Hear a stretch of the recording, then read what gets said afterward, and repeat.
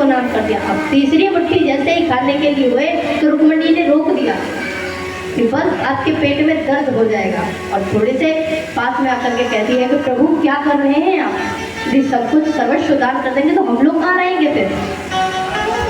तो ठाकुर जी रुक गए। सुदामा वहां से चल दिया। अब सुदामा यह विचार करता जा रहा है कि यहाँ पर रह करके मुझे दर्शन तो हो गया, लेकिन सुशीला ने कहा था कि कुछ मांगना, लेकिन कन्हैया ने तो मुझे कुछ दिया ही नहीं है। रामा ने कहा ठीक है, नहीं दिया तो क्या हुआ, अब सुशीला मुझसे कुछ भी कहे, अब मैं सुशीला से कह दूंगा कि मेरी हिम्मत नहीं हुई। और जब सुदामा पहुंचे तो देखा कि जिस स्थान पर सुदामा की कुटिया थी उस स्थान पर बड़ा भव्य महल बना हुआ है, बड़ा विशाल। रामा ने देखा वहां पर दरबारी खड़ा हुआ था। दरबारी से पूछा, भैया यहाँ पर हमारी कुटिया थी, हमारी कुटिया कहाँ गई। दरबारी ने कहा कि हम तो अभी आए हैं यहाँ पर, हमें नहीं पता कि आपकी कुटिया कहाँ है। तो देखिए सुशीला बताते हैं कि सुशीला 3 ही दिन में इतनी मोटी हो गई कि बहुत मोटी। सुदामा जी ने पूछा कि आखिर राजा कौन है, तो दरबारी ने बताया कि राजा का तो नहीं पता ना, लेकिन हाँ महारानी है हमारी, उनका नाम है सुशीला। रामा ने कहा कि ये हमारी सुशीला नहीं हो सकती क्योंकि इतना बड़ा महल। तो कहा कि तुम्हारी महारानी से हम मिल सकते हैं क्या। दरबारी ने कहा हाँ बिल्कुल मिल सकते हैं। तो देखा तो सुशीला इतनी मोटी हो गई एकदम। जैसे ही सुशीला ने देखा कि सुदामा जी आए हैं तो सुदामा जी का स्वागत करने के लिए बड़ा सा थाल लिया, उसमें रोली चंदन रखा, बत्ती जलाई और पूजन करने के लिए पहुंच गई। सुशीला पास में आई तो सुदामा देख करके अचंभित रह गई और सुदामा ने कही, सुशीला ये तेरे 2 चुटीला ये कहाँ से आए। तो सुदामा जी ने सुशीला से कहे कि सुशीला ये तेरे 2 चुटीला छोड़ के तो और हिसाब में गयो तो तुम ये सब। सुशीला ने कहा कि स्वामी ये सब भगवान की कृपा हुई है, तो भगवान की कृपा के द्वारा ये सब हमें प्राप्त हुआ, ये सब मिला। सुदामा जी ने कहा सुशीला तुम यही चाहती थी ना कि तुम महलों में रहो, तुम रानी बनो, तो ठीक है तुम्हें मिल गए ना महल, तुम बन गई ना अब रानी। अब मैं चलता हूँ, तुम अपने महलों में खुश रहो और मैं अपने भगवान के नाम में खुश रहता हूँ। और सुदामा जी ने श्री राधा रानी को याद करते हुए गाया,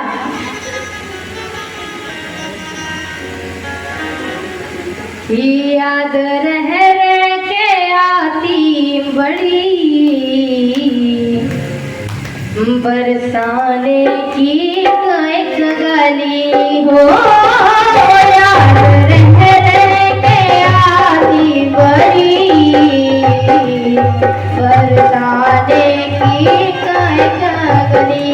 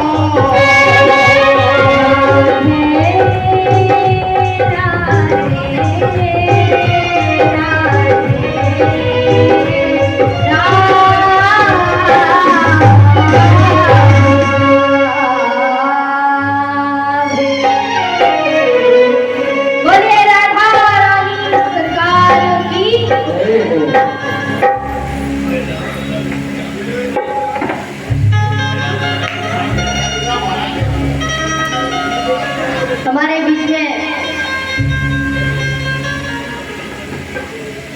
भैया पधारे हैं, तन्नू भैया बड़ा अच्छा गाना गाते हैं, भजन गाते हैं, जागरण भी करते हैं बहुत अच्छा।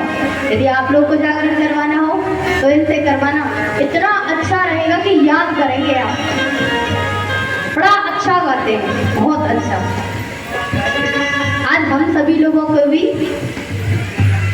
एक अपॉर्चुनिटी प्राप्त होगी, मिलेगी इनका गाना सुनने की, भजन सुनने की। तो आइए पहले अपनी कथा को संपूर्ण करते हैं, उसके बाद में भैया का भजन सुनेंगे।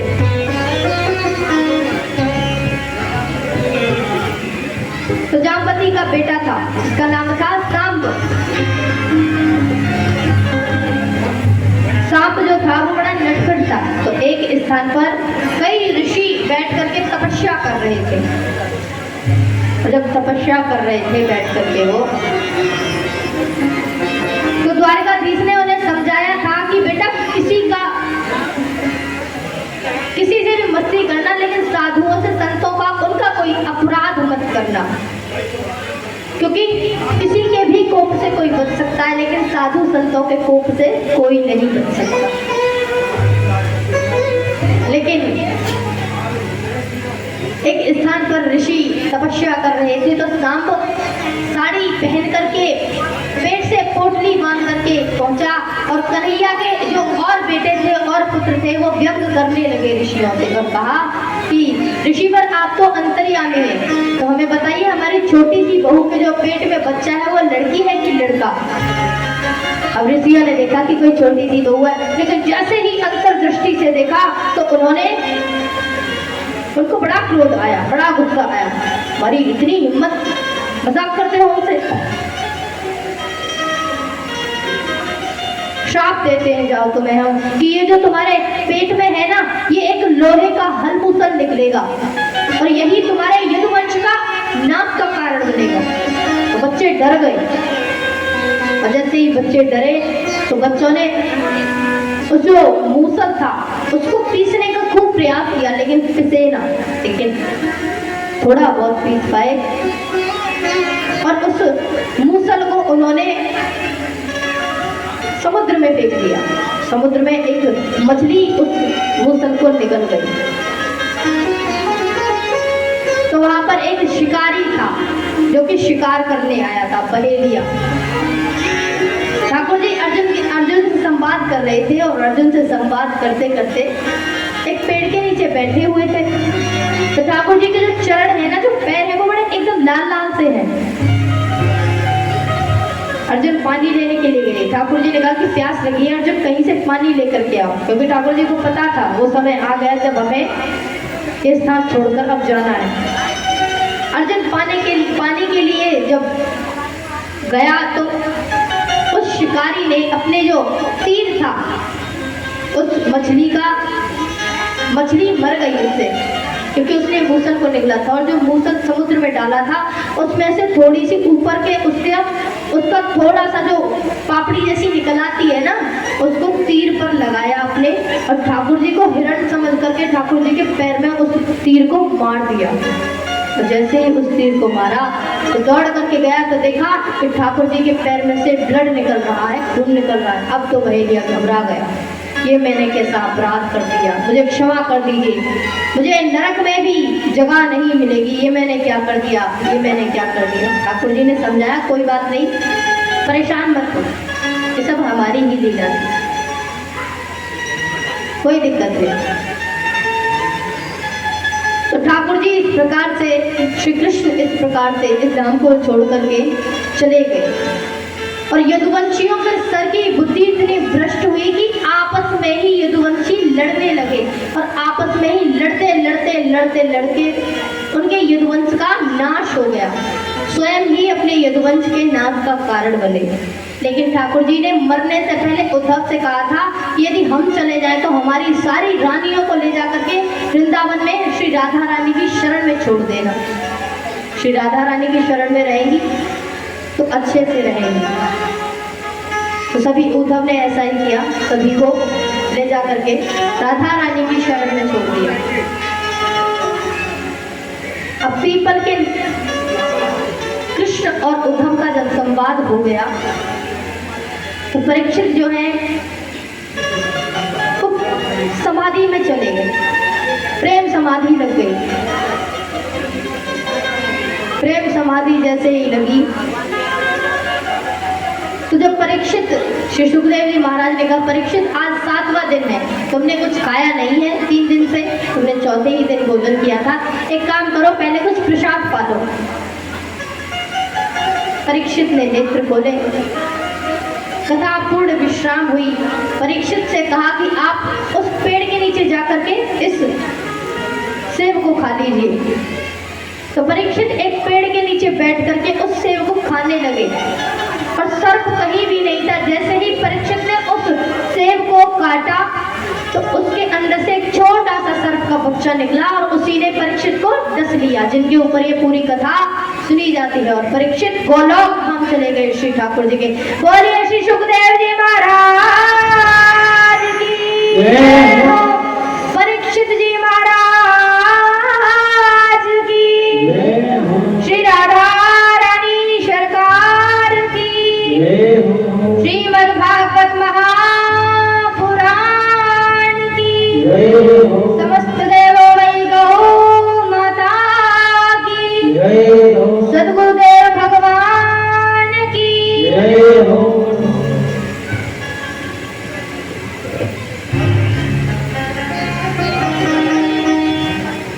अभी तन्नू भैया हमारे समक्ष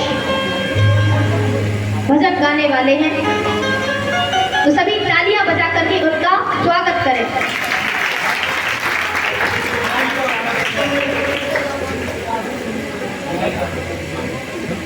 शंभू भैया जहाँ कहीं भी हो, अरे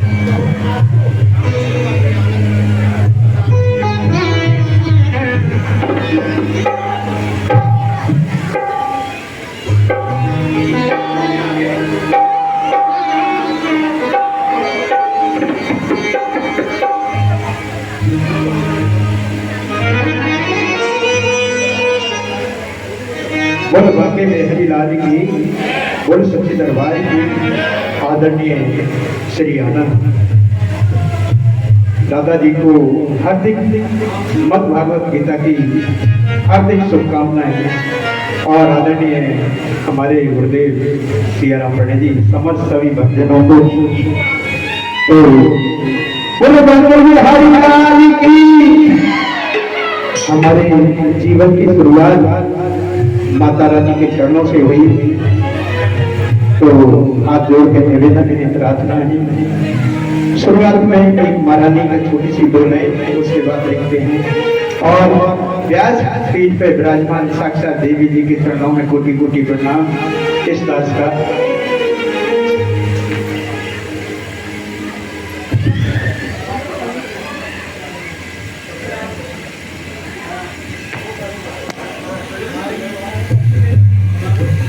एक बार ही सच्चे दरबार की, बोले राधा रानी सरकार की। एक बार इनके लिए भी ताली होनी चाहिए, ऐसे पावन धाम से हैं, ऐसे पावन धाम से हैं कि जहाँ की मट्टी है भी अगर माथे पे लग जाए तो जीवन सफल हो जाता है। आइए, कहते हैं कि जगत जननी से बढ़ के कोई नहीं है। सुनने वाली बात है कि जगत जननी से बढ़ के कुछ नहीं, क्योंकि जिसने जगत बनाया है उससे बड़ा कोई नहीं है। तो सबसे पहले दो तीन वर्ड उस मैया रानी के चढ़ो और किस तरीके से आइए, एक एक और बहुत ध्यान से सुनना है। सुनिए।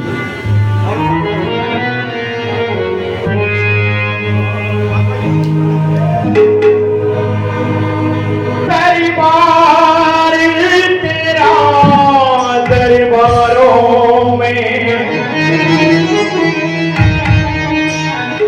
एक खास अहमियत रखता है,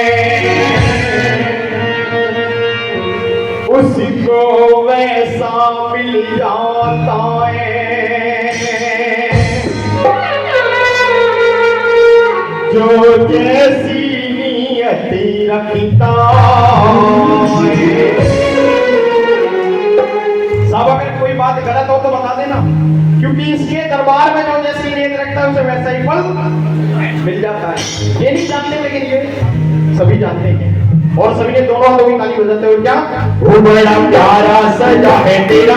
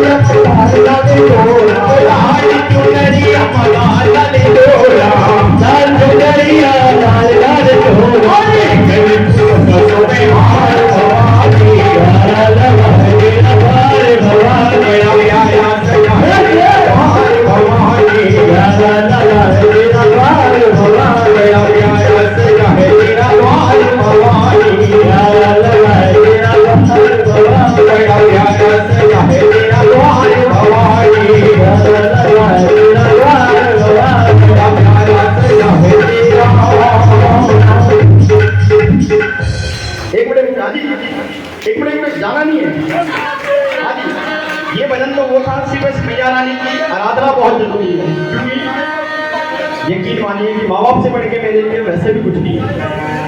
हाँ जी,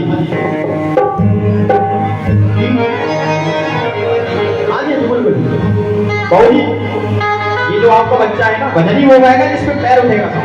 ये तो माइक रख के चला जाऊंगा, आपका आशीर्वाद है।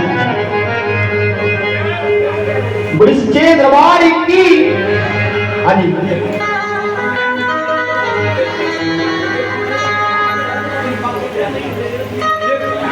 मुझे भाग्य बिहारी लाल की, लेकिन इस भाग्य बिहारी की क्या लीला है सुनिए।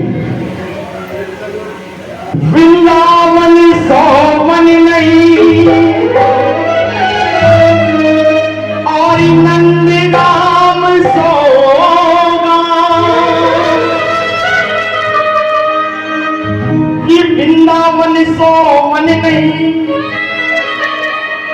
और नंद राम सोगा,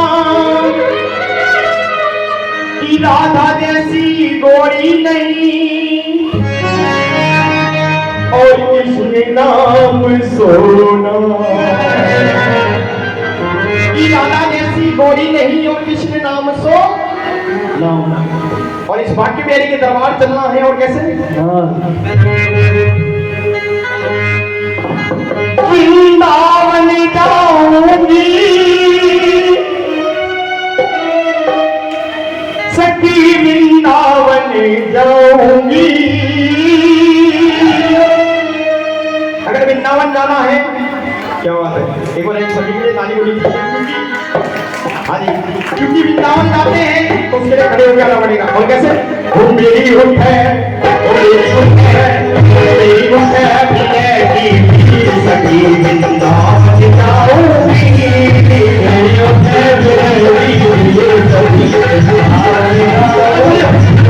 वृंदावन जाऊंगी, सखी वृंदावन जाऊंगी, वृंदावन जाऊंगी, सखी वृंदावन जाऊंगी। वो मेरी उठ है, मेरी उठ है, मेरी उठ है, वृंदावन जाऊंगी।